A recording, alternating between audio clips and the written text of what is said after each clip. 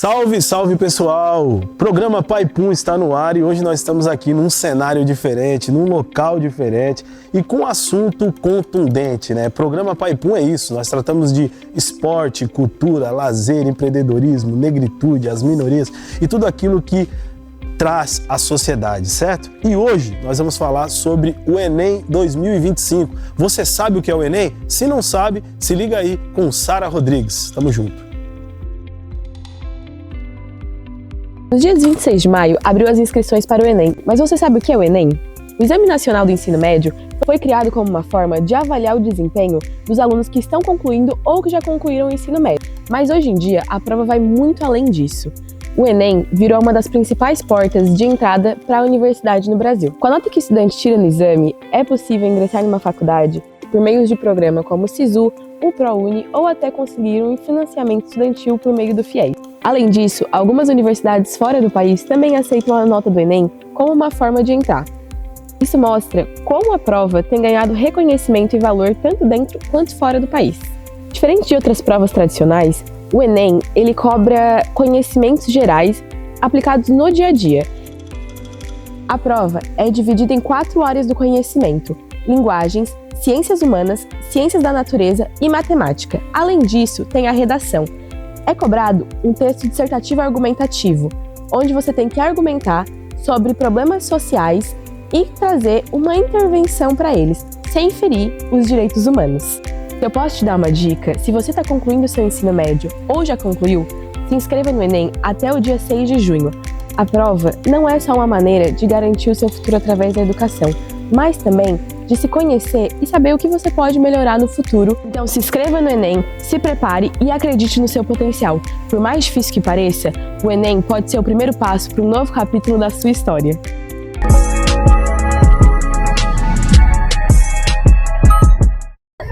Estamos indo lá para a SIC resolver um problema, por conta que estamos sem ar-condicionado e todo mundo está indo para lá agora. Estamos aqui acompanhando, certo, a manifestação dos alunos do colegião.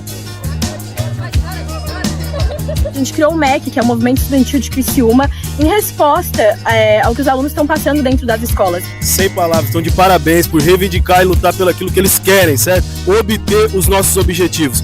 Dito isso, estamos aqui na frente da SIC, o governador está aqui e pelo pessoal ter vindo de lá do colegião até aqui, chamou ali a equipe do governador para poder ouvir eles, certo? Então tem 3 deles lá sendo ouvidos nesse exato momento pela equipe do governador. Fala para nós, qual é a sua expectativa dessa manifestação aí, mano? Minha expectativa é que a gente consiga pelo menos uns ventiladores novos, porque o diretor falou que ele ia colocar. A gente sabe que, dado a gente pelo ECA, o Estatuto da Criança e do Adolescente, é garantido a gente um lugar saudável de estudo. Governador, olha por nós aqui, pô, olha por essa molecada, olha por esse pessoal que é o futuro do amanhã. Tem gente passando mal.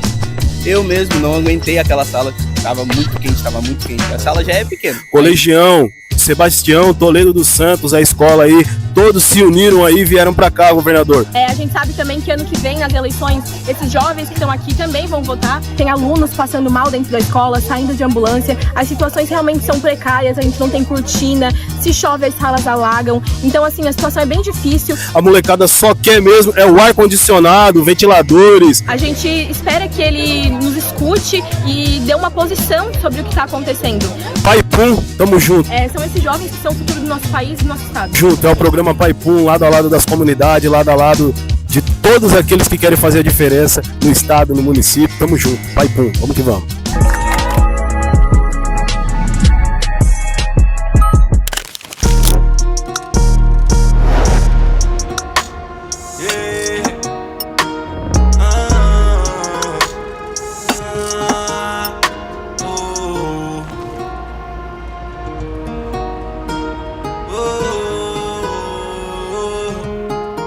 A grana vem do corre, a humildade vem de berço. Nego, isso não tem preço. Minha dignidade nada compra, mas não se vende quando vê as onças. Menor de fé comigo, eu carrego meu terço. Embaixo do manto da cor branco e preto.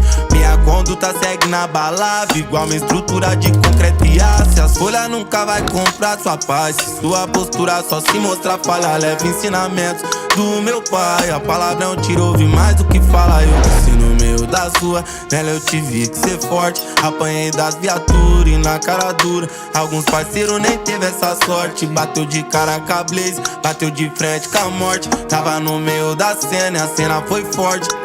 Alvejado dentro de um export, então quem que vai fechar? Quem que vai ficar? Quem que vai correr quando trombar de frente? A grana vem do corre, a humildade vem de berço. Nego, isso não tem preço. Minha dignidade nada conta, mas não se vende quando vê as onças. Menor de pé comigo, eu carrego meu terço embaixo do manto da cor branco e preto. Minha conduta segue na balada, igual uma estrutura de concreto e aço. Construindo meus passo por passo. Deus arquiteto, eu boto a mão na massa. Martelando as ideias pra ir de conta com cada prego que se destaca. Passa pano nunca foi minha cara. Quando rasga a sujeira, as mancadas. Não sai despercebido na quebra. Tá sujeito a levar caibrada. Na diversidade, um passo em falso desconsidera todo um legado. É a quem quer, quem não pode é eu. Maloqueiro bom dos conceituados. Procura um rastro, não acha falha. Oposição é fogo de palha que até acende, mas logo apaga. Tá no bigode o fio da navalha. A grana vem do corre, a humildade vem de berço. Nego, isso não tem preço. Minha dignidade nada conta, mas não se vende quando vê as onças. Menor de pé comigo, eu carrego meu terço embaixo do manto da cor branco e preto. Minha conduta segue na balada, igual uma estrutura de concreto e aço.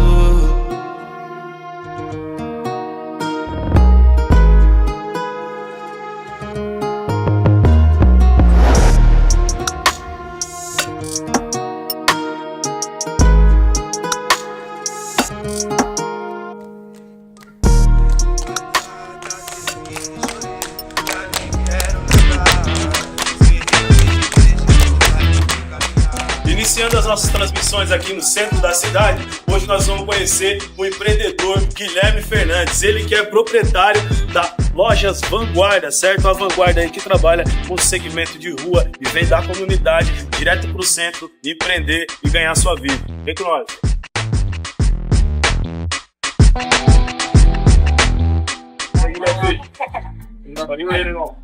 Sou o Guilherme, sou empreendedor desde sempre. Sou de Criciúma, Vila Esperança, meu bairro. E estamos aí na luta dia a dia, 7 anos já de Vanguarda Store. Estamos empreendendo. Acreditando sempre. Acreditando até o fim. Exatamente. Guilherme, fala pra nós de onde vem essa veia empreendedora, mano. Pô, mas a veia empreendedora vem desde pequeno. Quando eu era menorzinho, às vezes não tinha uma condição da hora. Aí a coroa já mandou eu já vender um sacolé, tá ligado? Chup-chup, nós chamamos aqui. Aí já levantava o meu dinheirinho e já fazia meu corre ali, tá ligado? Depois fiquei mais velho ali, virei o CLT, tá ligado? Fiquei um tempo na empresa lá, uns 5 anos.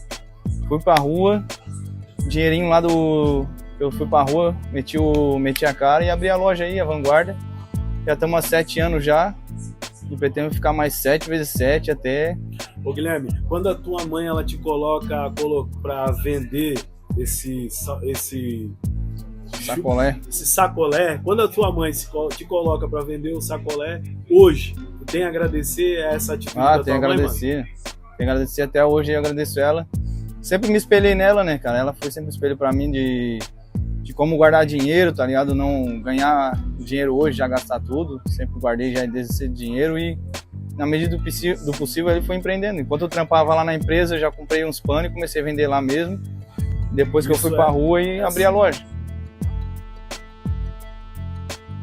Pô, bacana. É um empreendedorismo também, é um guerreiro que vai atrás do seu, né, cara? E assim, a gente percebe que quando tu fala Vanguarda Stores, que é uma loja que é referência na cidade, referência no sul de Santa Catarina, a gente percebe que ela é segmentada, certo, mano? Da onde vem esse interesse aí pelo segmento da segmento, cultura hip-hop, mano? Desde de menor já gostava do hip-hop, do rap ali, já me espelhava nos caras e eu sempre tive vontade até de fazer um rap, de cantar, como não fui favorecido pelo dom da rima ali. Aí fui empreender no estilo do hip hop. Antigamente tinha uns parceiros, tinha loja também do hip hop, sempre ia, comprava, apoiava, gostava dos panos. Depois que o mano fechou, não ficou sem onde eu comprar os meus panos que eu gostava. Aí me impulsionou a E aí eu fazia o bagulho, tá ligado? O que tu fala pra nós aí da barbearia? Por que daí tu já caiu desse lado, mano? Barbearia, tatuagem, loja de roupa, tudo junto aqui. Hoje em dia 2 salas, a gente começou, como tu falou, bem pequenininho. Hoje a gente já tá num lugar melhor, conseguimos 2 salas. E estamos movimentando, né? Movimentando, a barbearia hoje em dia, todo dia o pessoal corta cabelo. Às vezes eu não vendo uma roupa aqui um dia, ou amanhã, ou uma tarde, passo sem vender, mas vou ali, corto o cabelo, como sou barbeiro já também, aprendi a cortar e não fico parado, mano. Não tô vendendo roupa, tô cortando cabelo, não sei tatuar, e também não pretendo aprender. Isso não é muita função, né? Mas corte de cabelo nós faz, vende roupa, e aí vai. Vamos que vamos, tamo junto. É isso aí, é o nosso quadro Empreendedorismo da Comunidade. Mano Guilherme saindo da comunidade, metendo as caras e empreendendo aqui no centro, certo? No centro da cidade, com a Vanguard Stores. E esse foi a história do Guilherme, certo? Um pouquinho aí. Vem com nós e é desse jeito. Empreendendo e acreditando sempre. Tamo junto, Guilherme. Show, pai. Vamos que vamos. Vanguarda no ar. Então, Alex, olha, se eu for te contar a minha trajetória inteira, nós vamos precisar mais do que alguns minutos, né? E eu sei que a gente quer que as pessoas assistam e não cansem. Mas eu sou filha de uma família muito numerosa, família de negros, que nascemos na Grande Próspera, né? Meu pai e minha mãe tiveram ao todo entre 13 filhos, né? Entre homens e mulheres. E eu venho de uma família que sou a primeira mulher, a primeira da família a cursar uma universidade, então uma infância bastante difícil, dependendo da ajuda da escola para poder ganhar os cadernos para estudar e sofrendo, de certa forma, o racismo sem perceber, né? Quando me chamavam de por que eu não amarrava o meu cabelo, que meu cabelo dava ramalho quando eu era no ensino fundamental, e eu achava que era elogio, mas depois de muito tempo eu fui entender que não era, né? E com esse empenho da minha mãe, que não era dona de casa, meu pai era aposentado por invalidez da mina, então a gente passou sempre muito trabalho para estudar. E essa possibilidade de entrar no magistério de uma família pobre que vivenciou isso, me fez, e também militando na igreja, que a gente sabe que muitos movimentos nasceram da igreja, né? Compreender e começar a ter a oportunidade de vivenciar e verificar que determinadas coisas não eram por acaso. Era uma construção da sociedade que nos fazia dizer qual era o nosso lugar.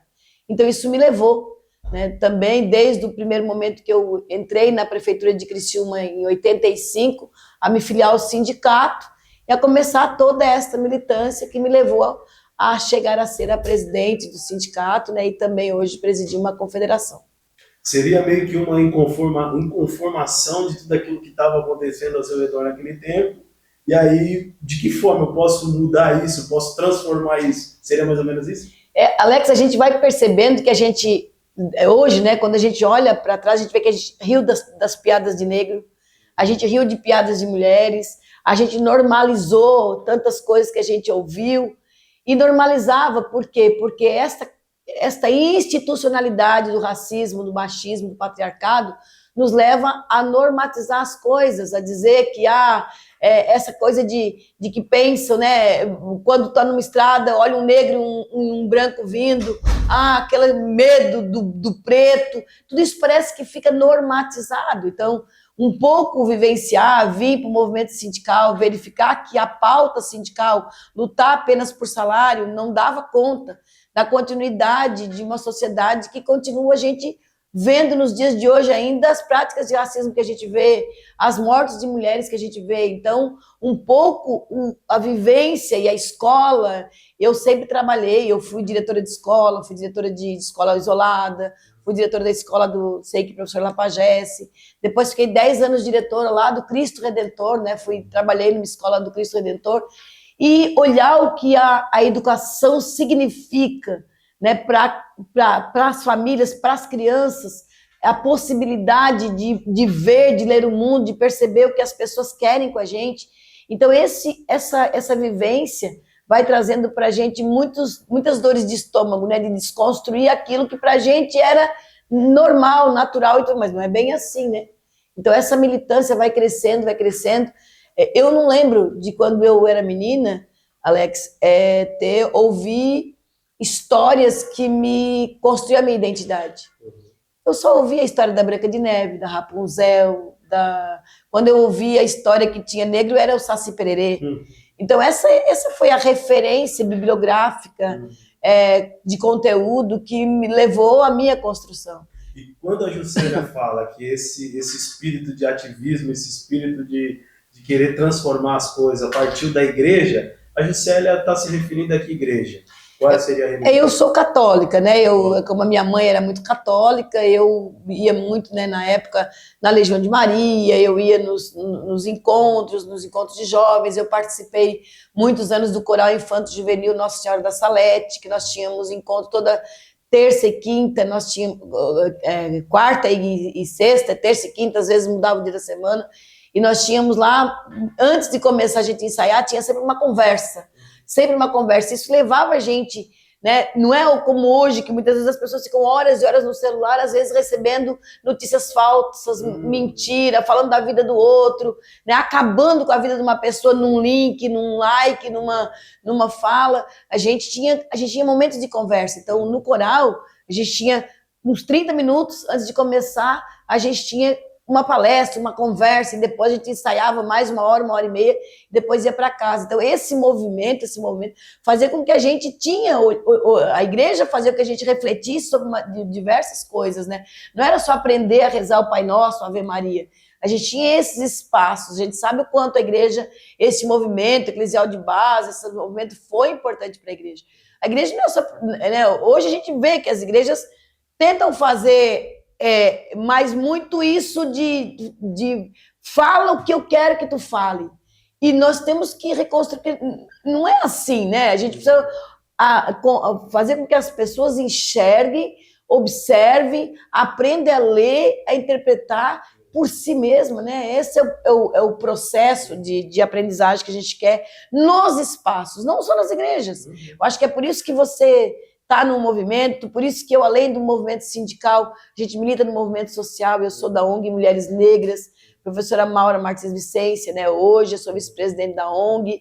Então, para além do movimento sindical, que é profissionalmente o que me dá o meu salário e meu sustento, né?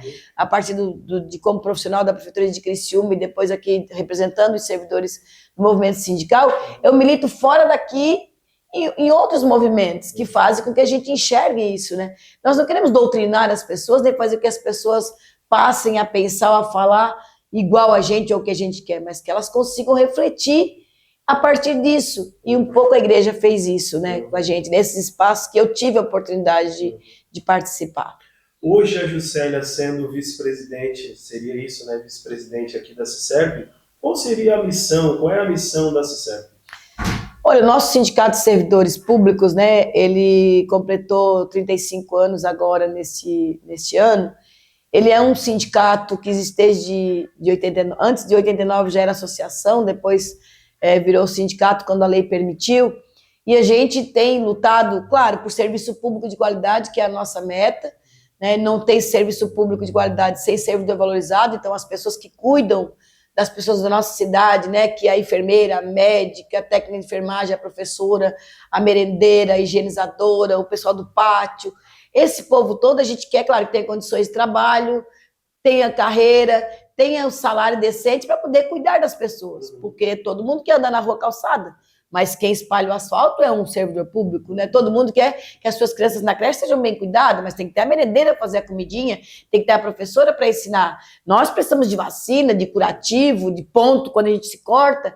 Quem vai fazer isso? Nos atender? A unidade de saúde. Então, esse grupo tem que estar bem cuidado. Então, a nossa principal razão de existir é a luta pelo serviço público, pelos servidores e servidoras. Mas não tem como a gente trabalhar enquanto movimento sindical só da porta do local de trabalho para dentro. Porque a gente tem toda uma sociedade que tem cor, que tem raça, que tem orientação sexual, que tem geracional, que tem condições financeiras diferenciadas. E a gente precisa lutar. Não tem como a gente achar que só dentro do local de trabalho esteja perfeito, quando a pessoa sai do local de trabalho para fora, o racismo, o machismo, a falta de segurança, o não acesso à saúde para a sua sobrevivência. Então, o CISERP aqui, a gente tem uma atuação muito ampla. Nós atuamos com os movimentos sociais, nós ajudamos no movimento negro, no movimento LGBTQIA+, no movimento das mulheres, no movimento da questão ambiental. Nós estamos inseridos em todos os espaços nessa luta por uma sociedade melhor para as pessoas viverem. Então, o nosso sindicato é bastante atuante. A gente não só atua aqui na cidade, nós temos a nossa representação, o Reginaldo é da direção da federação, né, a nível de estado. Eu presido a Confetam hoje, a Confederação Nacional dos Servidores, represento o Brasil no Comitê de Combate ao Racismo e Xenofobia da Internacional dos Serviços Públicos, que é uma entidade internacional. E então a gente está interligado com pautas que acontecem na nossa cidade, no nosso estado, no nosso país e no mundo. Porque nós temos um só planeta, né, Alex? Exatamente. E esse planeta é o mesmo, meu aqui, lá dos nossos trabalhadores e trabalhadoras dos Estados Unidos, lá do Japão.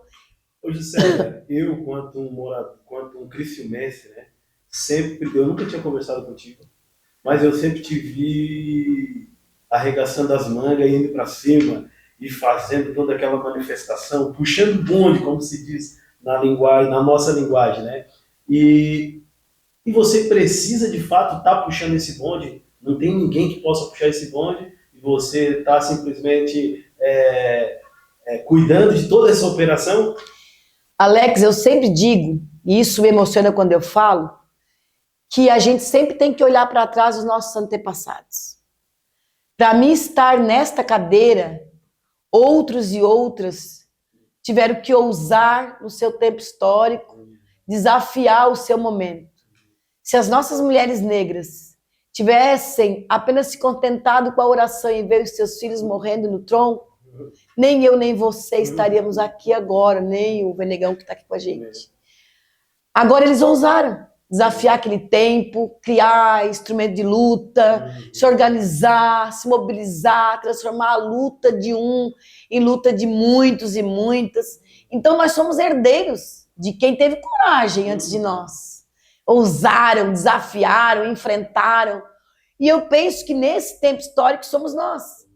Eu tenho gratidão àqueles e àquelas que desde que eu vim para o sindicato, ou para o movimento, ou para a igreja, ou para esses espaços, eu tive a oportunidade e eu fui agarrando as oportunidades e lutando. Então, eu sei que não é uma tarefa fácil, porque nós cumprimos dupla, tripla jornada, eu sou mãe, sou avó, muitas vezes tive que deixar meus filhos muitas vezes com uma rede, né, de proteção familiar, que a tia cuida, a prima cuida, a irmã cuida, todo mundo cuida, a família inteira é mãe dos teus filhos, para te poder estar nesses espaços, sair de manhã, não saber a hora que chega, hora tá numa porta de fábrica na madrugada, noutra hora tá não sei o quê, mas se nós deixarmos com esse tempo histórico nosso, a gente se contentar, como será o futuro? O melhor futuro vai demorar mais a chegar. Aquele outro mundo possível que está logo ali na frente, ele vai chegar dependendo da gente se desafiar, contagiar outras pessoas agora.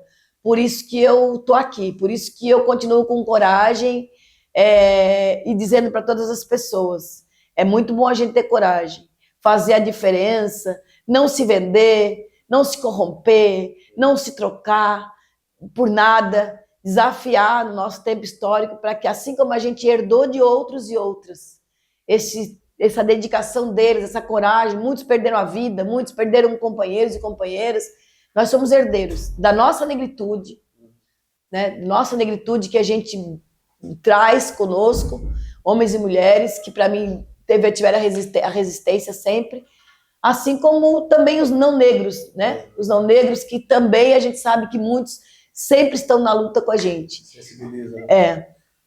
Quais os principais desafios dessa jornada toda? É a gente garantir que o que a gente produz, somos nós, a classe trabalhadora, que produzimos a riqueza do país, do mundo. O grande desafio é essa distribuição de renda para nós.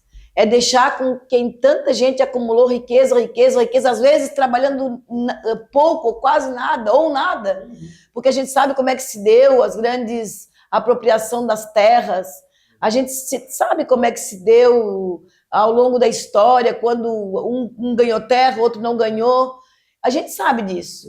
Então, que agora, né, nesse olhar de política pública, de olhar para o papel do Estado, da tributação, dessa busca do dinheiro para poder investir para o povão, que a gente comece a olhar de quem muito tem, a gente tem que tirar de quem muito tem. Tirar não, né? Eu acho que de alguma forma contribuir para que a gente tenha realmente possibilidade de fazer para todo mundo. Porque o morador de rua precisa de política pública, mas ele não tem dinheiro para contribuir. Alguém vai ter que contribuir para chegar até ele.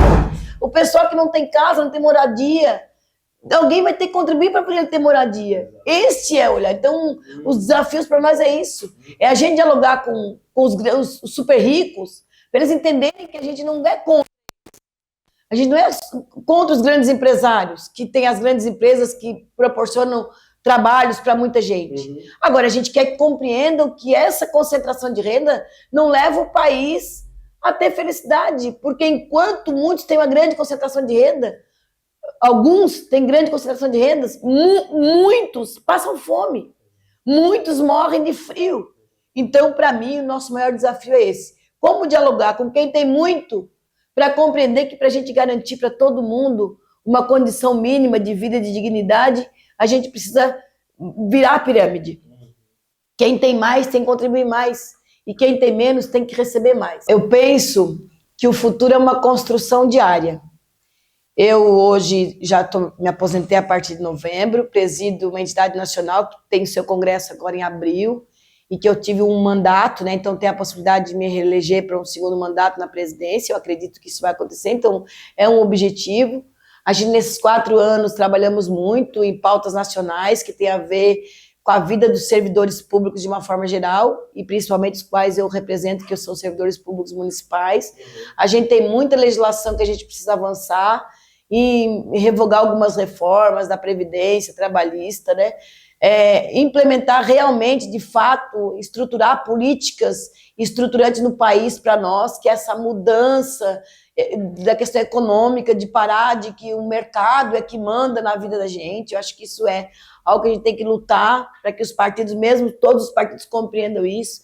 Então é uma luta para que a gente possa, enquanto militante do movimento sindical, a gente avance em legislações que protejam a classe trabalhadora. Enquanto mãe, né, ter meus filhos cada vez mais bem estruturados. Eu tenho uma filha advogada, tenho um filho que mora fora do Brasil, que é policial na Inglaterra, tenho outro menino que aí está na carreira de ser professor, é o que vai, espero que siga o caminho da mãe, né, o meu mais novo.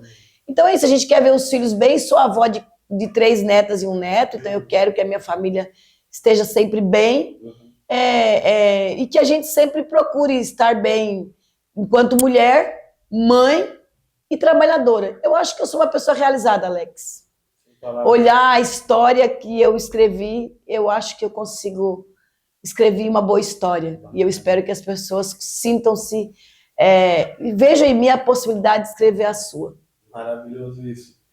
Jussara, deixa uma palavra, uma mensagem final para os nossos telespectadores. Não desistam, nem dos sonhos, nem da vida, nem da esperança. Nós sabemos que a vida, para muitos de nós, não foi fácil. Querem nos dizer qual é o nosso lugar, o que a gente pode ou não fazer, mas não deixe que ninguém diga qual é o seu lugar. O seu lugar, eu sempre digo para os meus filhos, abram uma janela, vejam uma janela bem grande. Nessa janela enxerguem um mundo de oportunidade. A oportunidade é sua, de estar olhando essa janela. Vai em busca disso. Nunca dando rasteira em ninguém. Nunca querendo o lugar do outro, mas o lugar que é seu. Meu Deus. Satisfação.